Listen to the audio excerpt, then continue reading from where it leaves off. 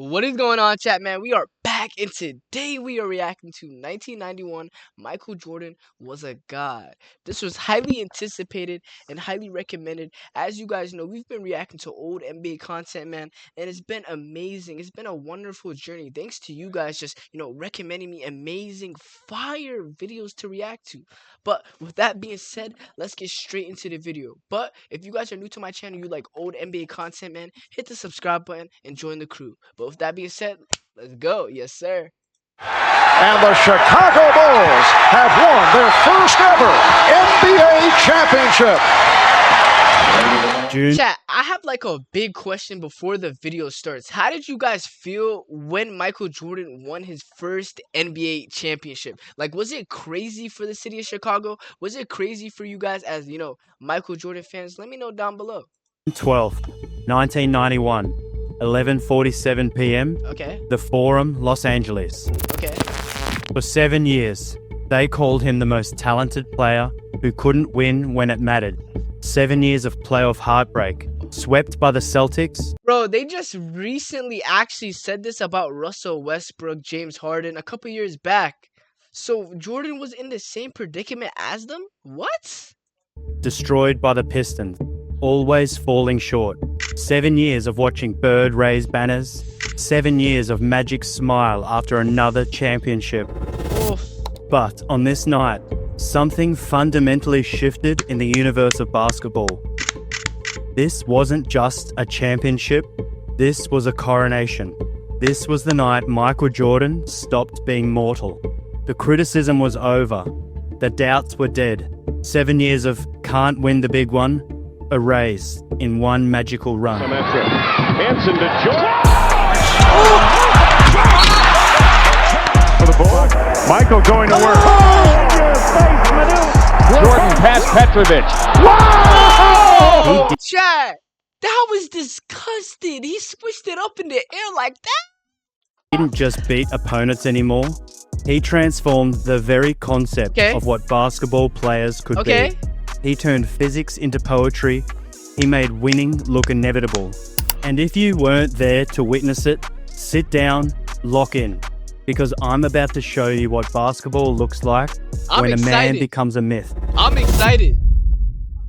Okay. To understand the deity Jordan became in 91, you need to understand the mortality he shed. See, from 1984 to 1990, Michael Jordan was a spectacular failure.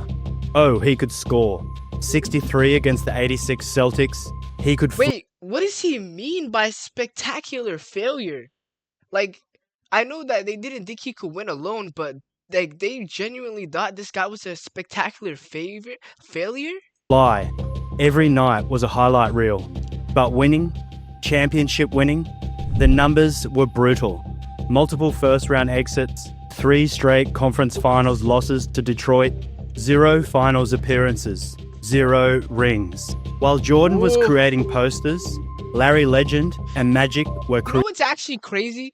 Like, this guy Jordan lost this much, but he never lost in the finals. Once he got that far, he made sure he didn't lose. I give big respect to him for that. Creating legacies. Bird, 3 rings. Magic, 5 rings. Jordan, 0 rings, and a growing reputation as the greatest player who couldn't figure out how to be a champion. Wow. The Detroit Pistons made it personal. They didn't just beat Jordan, they punished him. Chuck Daly's Jordan rules were simple. Hit him again. Make him lose his cool. Make him distrust his teammates. Make him human. And it worked. 88, loss in 5. 89, loss in 6. 1990, the breaking point. Loss in 7. With Scottie Pippen's migraine game becoming... Jordan lost in a game 7? Chat, you guys told me Jordan never even played in a game 7. He lost in one. What? Chat, did you guys make a mistake? Let me know down below. A symbol of Chicago's soft reputation. But watch what happened next. Because this is where mortality ends and godhood begins. 15 pounds of muscle, not just weight, armor. Jordan spent the summer of 1990 rebuilding his body with one purpose: to never be pushed around again. His trainer, Tim Grover, later said, Michael didn't want to get bigger, he wanted to get angrier. Meanwhile, Oof. Phil Jackson was rebuilding Jordan's mind. The triangle offense wasn't about limiting Jordan, it was about making him omnipresent. Instead of guarding one man, teams now had to guard a system powered by the most dangerous player alive. Before the triangle, 5.9 assists. Chat, I've never heard of the triangle offense until I started watching Michael Jordan. And I actually think I might start like running that play if I play like pickup basketball. I know it sounds kind of crazy, but I feel like it's so good and this guy won so much. I might think it might be nice for me too. Per game career average. In 1991, 11.4 assists per game in the finals. That's not evolution, that's mutation. And then there was Pippen, no longer the kid with migraines, now a 6'8" defensive destroyer who could guard anyone from point guards to power forwards. Jordan finally had a running mate who could keep up. Horace Grant became a rebounding machine. Cartwright provided veteran toughness.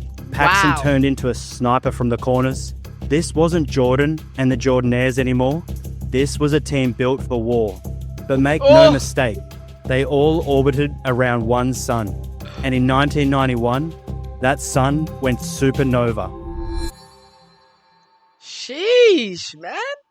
From opening night, something was different. Jordan wasn't hunting for points, he was hunting for perfection. First game, 31 points, 10 assists. What you mean he wasn't hunting for points? He still scored 31 points. This guy, literally without trying, this guy almost had a triple-double. This guy's insane, chat. 8 rebounds against the Sixers. Complete control. The Bulls started 13-3, then went 25-5, then 41-9. This wasn't just winning, this was systematically dismantling the league's confidence. Teams were beaten before the bus arrived at Chicago Stadium. What? Watch the tape from that season. Really watch it. Jordan had added a post game that was unguardable.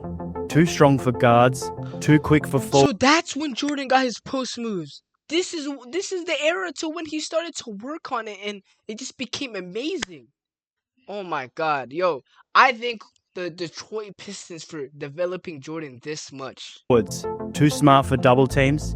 He'd catch the ball 15 feet out, feel the defense, and know exactly what they feared most. Then he'd give it to them. From the post, 58%. 58? Mid-range, 54%. At the rim, 67%. 67. There was no safe space, no defensive scheme, no answer. But here's what separated 91 Jordan from every version before. He made defense sexy. Averaged 2.7 steals while barely gambling. He'd study film like a professor, memorizing every player's go-to move, their comfort zones. Every player's go-to move. You gotta be a different level of hungry. I respect it though. Like, this kind of motivates me to change the way I act every day. Be more, disciplined and, locked in. Their panic buttons. Clyde Drexler said it best. You'd think you had him beat, then realize he wanted you to think that. Jordan wasn't just playing defense, he was playing chess at 100 miles per hour. The old Jordan screamed at teammates for missing shots. The 91 Jordan, he'd pull them aside during free throws. Next time down, set a harder screen. I'll get you a better look. Leadership through... Oh my gosh, I ain't gonna lie. If I had a teammate like that, I'd play so much better. Like, that's actually fire. Yelling at your teammates, that's kind of crazy. I didn't expect that out of Jordan, but hey, that kind of, that kind of love for the game happens sometimes. I don't think that's a bad thing. Precision, not just passion. By March, the Bulls weren't just winning, they were performing. Okay. Every game was a clinic, every quarter was a statement. Okay. They finished 61-22, best record in the Eastern Conference. Okay. Michael Jordan, 31.5 points per game, 6 rebounds, 5 assists, 2.7 steals. MVP, scoring champion, first team All-NBA. I'm not gonna lie. I call this a potential one of all-time greatest seasons because he won MVP, All NBA, All Defensive Team, scoring title. Like, I feel like Jordan has multiple seasons to where you can call it one of the best seasons of all time. First team all defense. But regular season excellence meant nothing to Jordan. Not anymore. He'd had MVPs, enough scoring titles, enough individual glory. Oof. He wanted Detroit. He wanted Magic. He wanted them all to bow. This guy Jordan wanted it all. I love it. May 19th, 1991. The Palace of Auburn Hills. Piston fans came ready for another Bulls execution. They brought brooms, expecting a sweep. They'd get one, just not the kind they had imagined. From the open... Hold on. So, Detroit really thought they were going to beat Jordan this year. Like, they were that confident. Like, let me know down below, like, was Detroit genuinely confident going into this? Because opening tip, I don't you like could that. see it in the Pistons' But eyes. I like that. Confusion. Jordan wasn't avoiding contact. He was initiating it. Lambier's cheap shots, Jordan absorbed them and smiled. Rodman's mind games, Jordan ignored them and scored. Thomas's trash talk, Jordan responded with silence and buckets. Dunk on him! Game 1 final Ooh. score, Bulls 94, Pistons 83. But the score didn't tell... I genuinely wish I was watching the NBA during this time. Like, just to witness this basketball. This is amazing basketball, chat. Like, I don't see any basketball like this. Like, oh, you guys are so lucky during this time period. The story. This was psychological warfare, and Jordan had already won. Chuck Daly later admitted, "We knew in the first quarter of Game 1, our edge was gone. Michael wasn't that kid anymore. Game 2 was a horror movie for Detroit. Jordan didn't just What? beat them, he dissected them. 35 points on 74% shooting. Read that again. 74%. Again. 74%. How can one be so perfect? How? Against the team that invented defending him. But watch how he scored. No wild drives hoping for calls. Everything was calculated. Footwork perfect, shoulders squared, follow through textbook. He was beating them with fundamentals, and that hurt worse than any dunk. Game 3 in Detroit. The Pistons' last stand. The crowd was vicious. Jordan sucks chants from the warm-ups. Security had to escort Jordan's family. This was Detroit's house, where dreams went What? They had to escort Jordan's family? Like it got like that? to die. Jordan's response? 33 points, 7 rebounds, 7 assists. But forget the numbers. Watch his demeanor. No emotion, no celebration. Just cold, methodical execution. Like a surgeon who's done this operation 1,000 times. By the fourth quarter, you could see it. The bad boys were broken. Lambier stopped throwing elbows. Rodman stopped talking. Thomas looked... I'm not gonna lie, I would love to have this type of focus. Like you're so locked in, nothing can distract you. You're just in a flow state. I love this. like he'd aged 5 years in 3 games. And then came the moment that defined an era's death. Game 4. Bulls up, 115-94. Clock winding down. Thomas gathers his troops at mid-court. They turn toward the tunnel. They walk. No handshakes, no acknowledgement, no respect for the new kings. Jordan's response? Nothing. Absolutely nothing. He didn't chase them. He didn't yell. Didn't gloat. He just stood there, watching the former champions slink away like defeated gladiators leaving the Colosseum. Loser. In the locker room, while his teammates celebrated, Jordan sat quietly. Scottie Pippen asked him why he wasn't more excited. Jordan's response? We haven't won anything yet. 4-0 sweep. Jordan, 29.8 points, 5.3 rebounds, 7 assists per game. Bulls outscored Pistons by... He really did get the last laugh because he didn't even let them win a game. The margin of their victories were 17 points per game. He averaged basically 30 points per game. And honestly, him sweeping them just completely and them just deteriorating and not being a nice team anymore, that shows a lot, bro. Genuinely. Average of 17.3 points. The bad boys were dead. The Jordan rules were obsolete. But the Wow. real test was coming. Magic Showdown. Ooh! June 2nd, 1991. Chicago Stadium. Michael Jordan versus Magic Johnson. The Prince versus the King. The future versus the present. Except nobody told Jordan He was supposed to wait his turn. This wasn't just a finals. This was a coronation waiting to happen. Magic's Lakers, Showtime's last dance, Jordan's Bulls, a dynasty No one told Jordan he should wait his turn. That kind of stuck with me. Okay. being born. The basketball world held its breath. Game 1, Chicago Stadium. The energy was nuclear. Jordan came out hunting. 36 points, 8 assists, 12 rebounds. A complete performance. But the Lakers had one more Showtime moment left. Sam Perkins hitting clutch threes. Worthy finding creases in the defense. Final. Woo! Lakers 93, Bulls 91. But here's what scared the Lakers. Jordan didn't look frustrated. He looked intrigued, like a chess master who just saw his opponent's best move and already knew how to counter it. What? So he actually liked that they won because it didn't bother him, and he could tell that they tried their best to win, and the Bulls had some parts of their game that didn't work out. So he knew that was an easy fix. I feel like I understand that. Chat, am I right? Let me know down below. Phil Jackson told the team one thing. They just showed us everything they have. We haven't even started. Game 2 was when the Lakers learned what playoff Jordan really meant. Not the spectacular Jordan, the surgical Jordan. Game 2, the Lakers came out desperate, more physical, more focused. They actually led at halftime. Phil Jackson's calm message to Jordan, they're showing you too much respect. Remind them why. Third quarter, Jordan drives baseline. Perkins and Divac converge.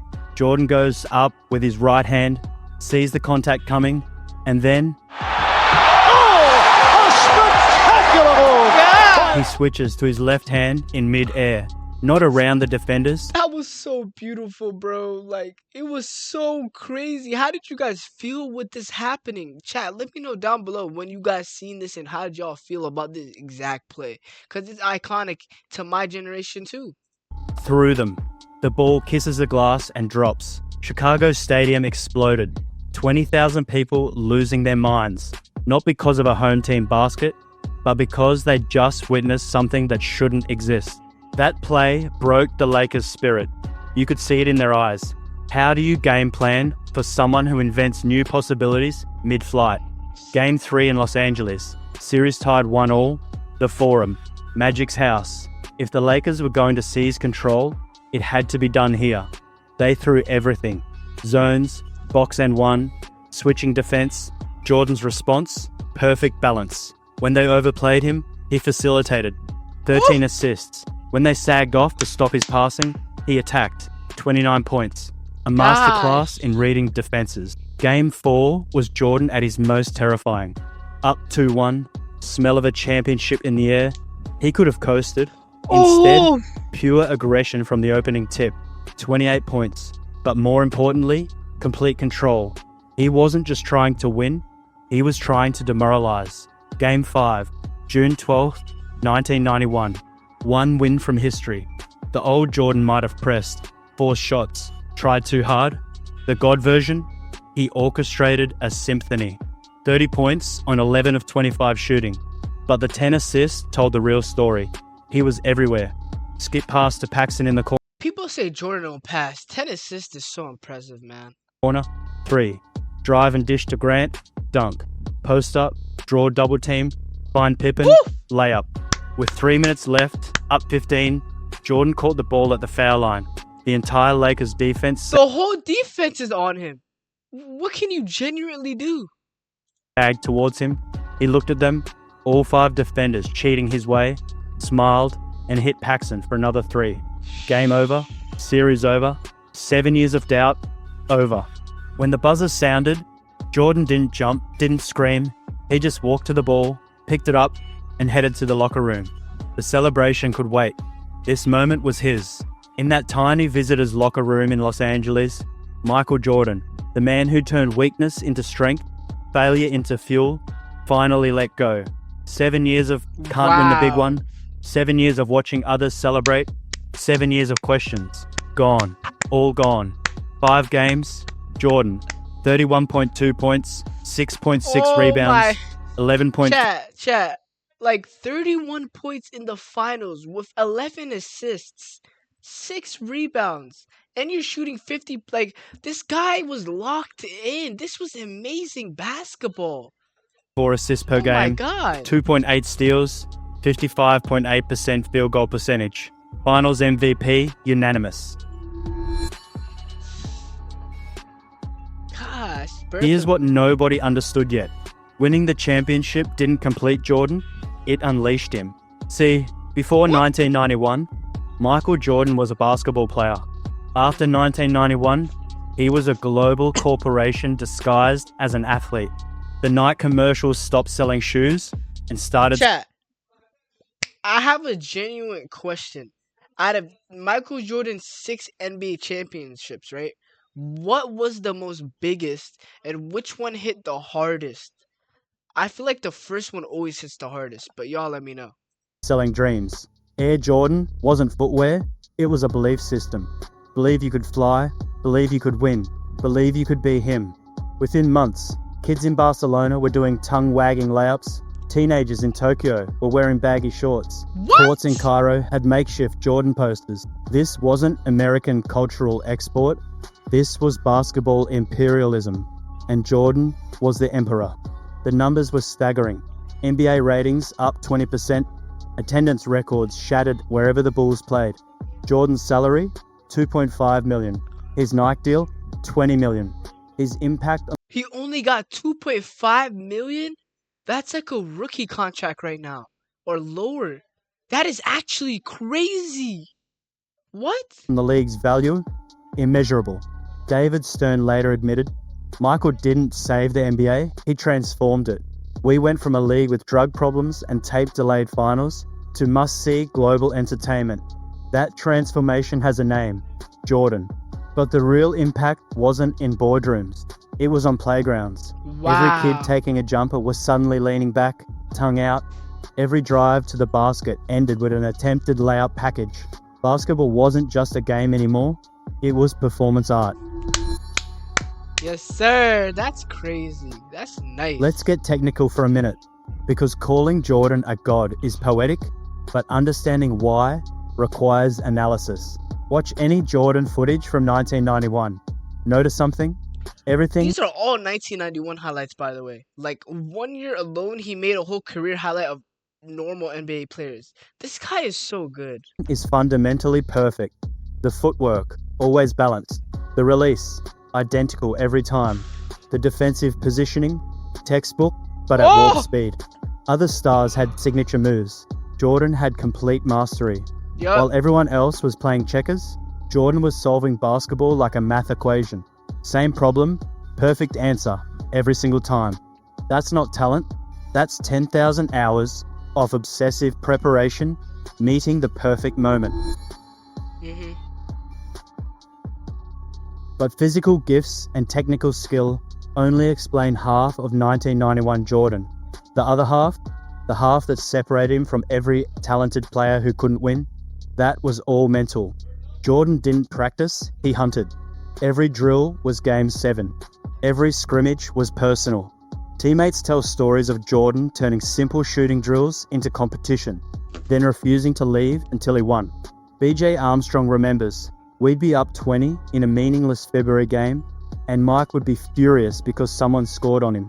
He took every basket personally. Someone scored on him. I genuinely, bro, I gotta really start having this type of Jordan mindset. Because if he cared and he's up by 20 and one person scored a basket on him and he's really angry, I gotta change. There's something I gotta change then, because this guy's inspiring me hella. I want to be just like him. Every single one. I The understand. preparation was psychotic. I understand why people say, yo, I want to be just like Mike. Jordan studied every referee's tendencies. Which ones called hand checks tight? Which ones let you play physical? He knew every arena's dead spots on the floor, which rims were soft, which courts were slippery. But the real edge was his memory. Jordan never forgot. You celebrated a dunk on him in November, he was dropping 40 on you in March. You talked trash in warm-ups, he was embarrassing you by halftime. Every slight, real or imagined, became fuel. And then there was the look. You know the one. Eyes narrowed, jaw clenched, absolute focus. When Jordan gave you that look, the game was over. Not eventually, Wow. right then, because he decided you were going to lose, and his will was stronger than your hope. So why 1991? Why was this the year Michael Jordan transcended from superstar to superhuman? Simple. It was the perfect storm of preparation, meeting opportunity. Physical evolution, check. Mental maturity, check. System understanding, check. Supporting cast, check. Chip on the shoulder, check. Every element aligned. The body was ready, stronger, more durable. The mind was sharp, patient but ruthless. The system maximized his gifts while hiding nothing. The team could finally hold their own. And the motivation? 7 years of can't win the big one had created a That's different type of motivation. 7 years of losing. Oh my god, I would be so motivated. I genuinely feel him right here. monster. The pre-1991 Jordan was reactive. He responded to defenses. The 1991 Jordan was predictive. He knew what defenses could do before they did it. The pre-1991 Jordan needed the ball. The 1991 Jordan was dangerous without it. The pre-1991 Jordan wanted to win. The 1991 Jordan expected to win. This wasn't just growth, this was metamorphosis. The caterpillar hadn't just become a butterfly, it had become a dragon. Woo! Ooh! Sheesh! Every superstar since 1991 has chased Jordan's ghost. Kobe's fadeaway, Jordan. LeBron's chase down blocks, trying to match Jordan's Now defensive that's facts. It vividly is like Jordan, I'll be honest. impact. The idea that a wing player could dominate every aspect of basketball, that blueprint was drawn in 1991. The positionless basketball we see today, Jordan I absolutely love how Jordan, he doesn't really care who's under the hoop too. He's always gonna try to put it up there. A lot of players are scared of that, man. proved it in 91. He played point guard, shooting guard, small forward, sometimes all in the same possession. Labels became meaningless when you could do everything at an elite level. How did he do that? But beyond basketball, 1991 Jordan created the template for athletic greatness. Work harder than everyone, trust the process, but never the competition. Turn weakness into strength, make winning an addiction, not an achievement. Every player who's ever studied film, who's ever added counters to their moves, who's ever visualized before games, they're all disciples of the church Jordan built in 1991. Jeez, bruh. Michael Jordan in 1991 wasn't just the best player in basketball, he was basketball. Every possession was a masterclass. Every game was a Chat, do you guys believe that Jordan is basketball? Chat, let me know down below if that's what y'all really think, though. Is Jordan basketball? statement. Every moment was history being written in real time. He didn't just win a championship, he broke the sport's old hierarchy and rebuilt it with himself at the apex. Not through politics or luck or timing, through sheer, undeniable, terrifying excellence. 1991 Michael Jordan. Look at this stat line. This was all 1991? He had a championship. He had an MVP. He had a finals MVP. He had a first team. He had an all-NBA. He had a defensive first team.